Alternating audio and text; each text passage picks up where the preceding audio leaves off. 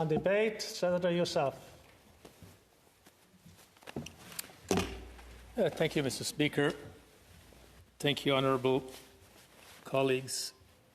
I do have to say, in getting up here to participate in this debate, I want to thank all of my colleagues who were speaking already for the remarks they have made. I think it's informed me, of course, in regard to the remarks I'm about to make, but equally, I'm also troubled by a couple of things. I do believe our nations and the challenge we face are not unique. Every country, I think, faces some challenges at different times. But given our role of how do we bring ourselves together to ensure our country remains strong and committed to the principle of our democracy and our citizens must have rights. As I'm about to speak to you, I also want to acknowledge today is Anti-Bullying Day. If you notice, I'm wearing sort of a pink tie. I did have a pink shirt, but it's in the cleaner, so I couldn't get it on in time to be here this morning. But I want to say for all those young people in our schools across this country who are taking the time to observe Anti-Bullying Day, I want to salute them for their courage and the work they're doing, because this will make our country a better place for them when they grow up to be adults in our country.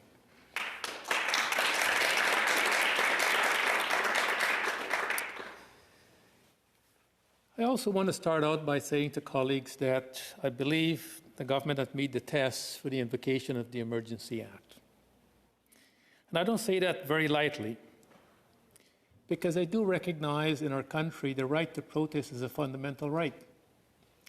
As a matter of fact, I would argue I may be a student of protest. My entire life has been on barricades before parliaments, provincial legislature, municipal city halls, protesting one thing or another on behalf of working people. I've come here in Ottawa in the dead of winter, mad and crazy for doing it, but we were protesting high interest rates because we believed it was having a detrimental impact on the lives of working people. When our protest was over, we went home and continued our effort to try to get our government to take a different approach to what they were doing with the high interest rate policy that was ruining our economy. It didn't stop, but we respect the right of our democracy. Those were the people we elected to do what they were doing. My friend Peter spoke yesterday about his role as a deputy minister and a Sherpa in organizing the OAS in Windsor. I was on the opposite side protesting what my friend Peter was doing with a lot of people. But we recognize the rest of Latin America was in our country, America, to talk about the role of the OAS and its responsibilities. Some of us felt we had something to say and we're going to say it. When Peter was organizing, of course, the Summit of the Americas in Quebec City, I was there prominently with thousands of workers and other activists protesting, of course, Summit of the Americas, because we felt it was all right. When the protest was over, like others, I went home.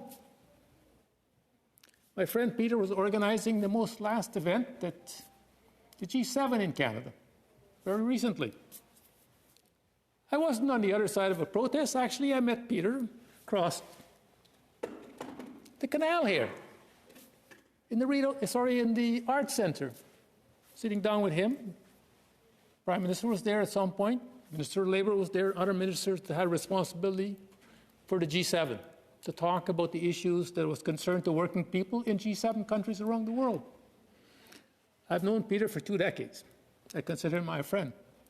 But my right to protest in my country is a fundamental right. But when the protest is over, you go home. I recognize some of our citizens who came to Ottawa to protest have a right to do so, and I salute them for doing that.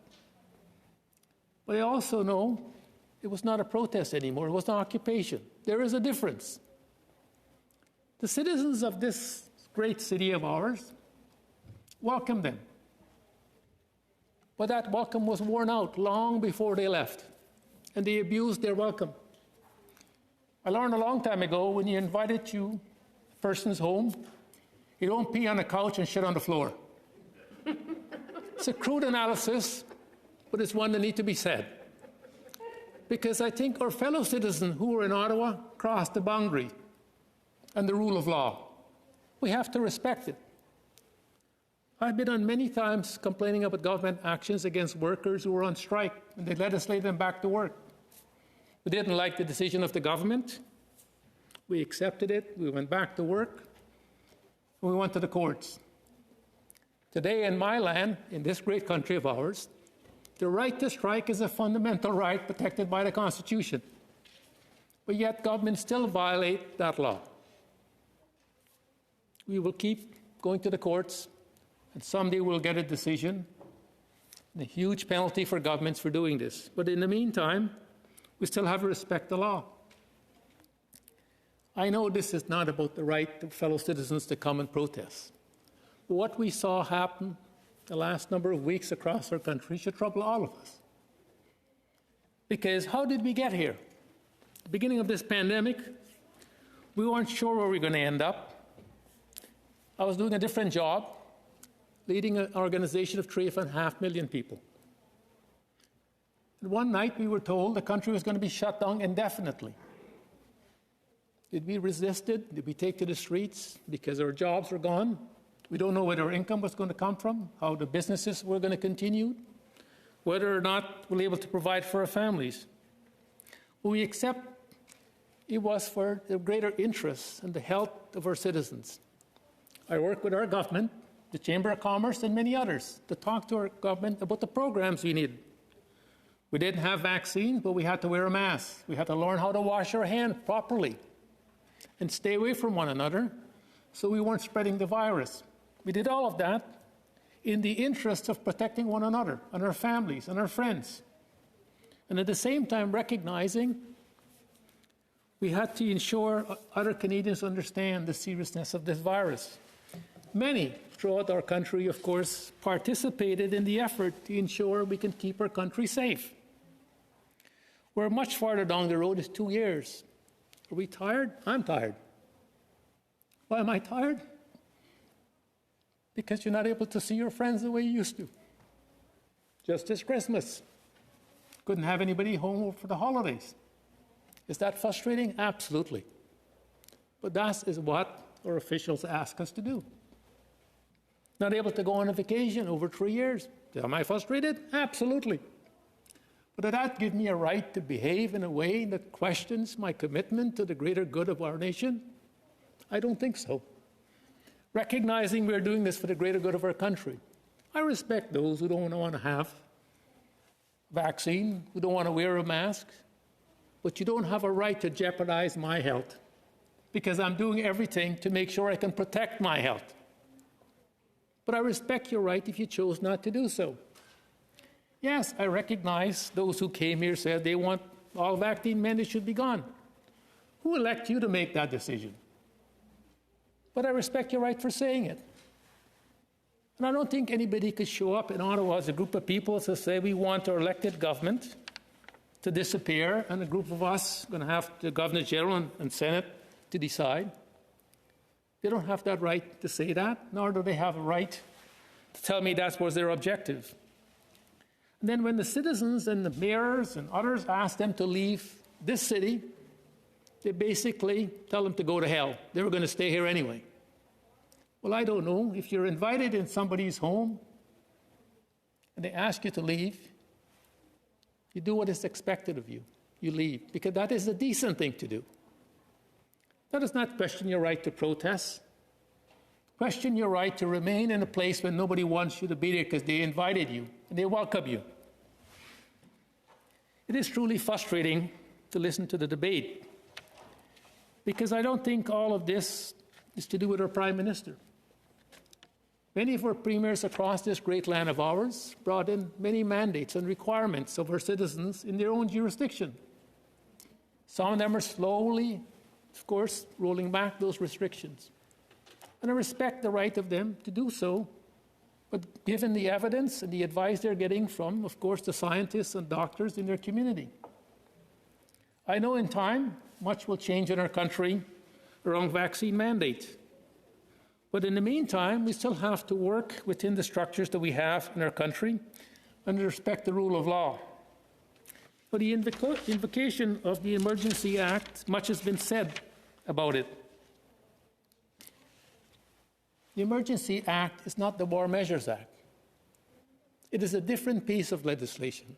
It was crafted with a great deal of thought because there was reflection what happened, the crisis in Quebec, the Second World War, of course, the First World War.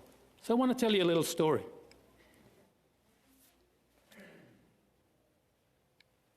My mom, Japanese Canadian. She's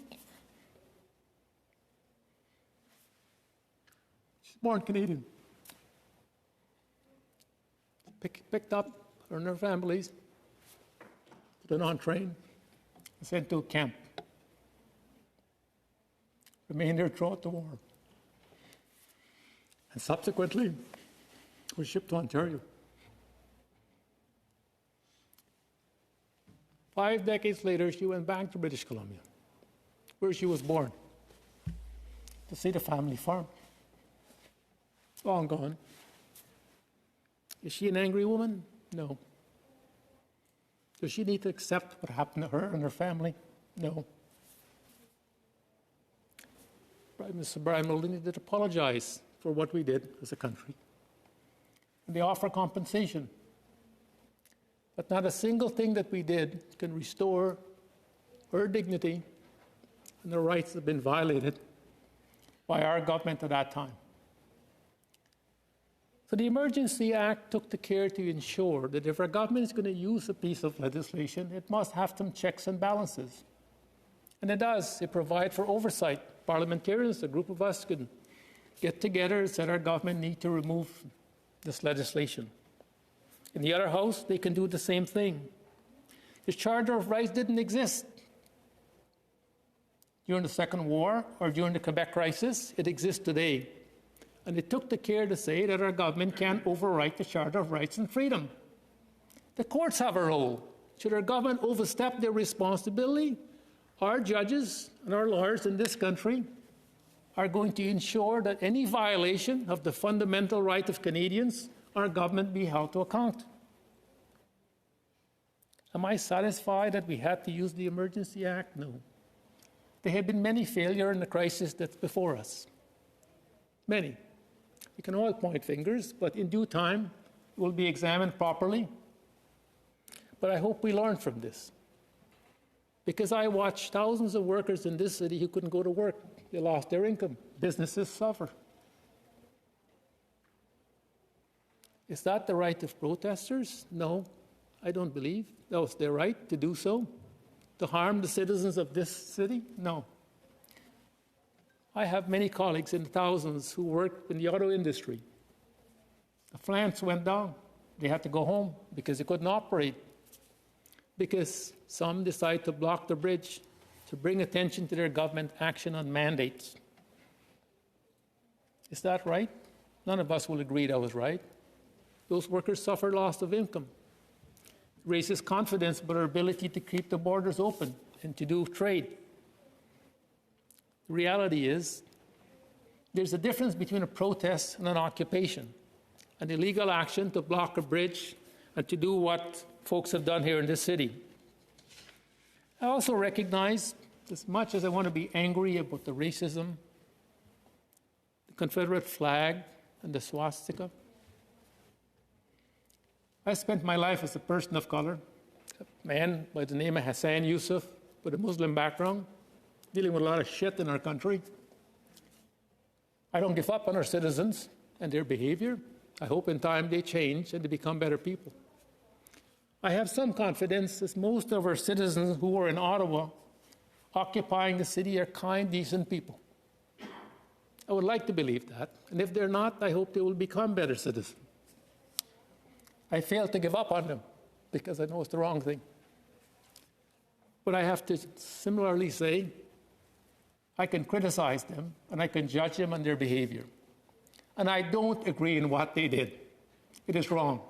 It is wrong for the reasons that we all know. There's a sense of decency in how we conduct ourselves. So let me conclude, my friends. I recognize the decision before us is an important one. This is the first time the Act has been invoked, and we should have as much scrutiny as we can. But at the end of the day, I hope our government, before the expiry of the 30-day, with the advice that they are given, will make the right decision. Because for the future of this great country of ours and the unity of one another, we must do the right thing. I will be voting in support of the legislation. Thank you.